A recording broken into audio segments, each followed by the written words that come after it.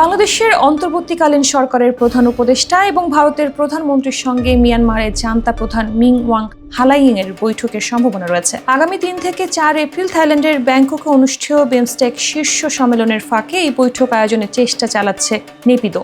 এই বিষয়ে সংশ্লিষ্ট দেশগুলোর সঙ্গে কূটনৈতিক যোগাযোগ করছে মিয়ানমার। বিষয়টি সম্পর্কে অবগত 3টি সরকারি সূত্র বার্তা সংস্থা রয়টার্সকে এই তথ্য নিশ্চিত করেছে।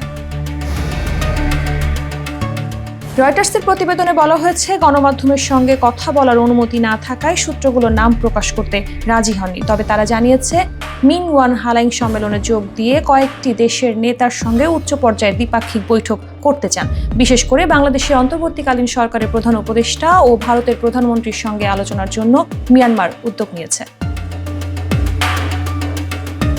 ভারত সরকারের একটি সূত্র রয়টার্সকে জানিয়েছে, জান্তা প্রধানের সঙ্গে বৈঠকের জন্য মিয়ানমারের কর্মকর্তারা দিল্লির কাছে প্রস্তাব পাঠিয়েছে। তবে ভারত এ বিষয়ে এখনও কোনো সিদ্ধান্ত নেয়নি। রয়টার্স ভারতীয় পররাষ্ট্র মন্ত্রণালয়ের প্রতিক্রিয়া জানতে চাইলেও তারা কোনো মন্তব্য করেনি। অন্যদিকে মিয়ানমারের সামরিক সরকারের একজন মুখপাত্র তাৎক্ষণিক প্রতিক্রিয়া জানাতে অস্বীকৃতি জানিয়েছে।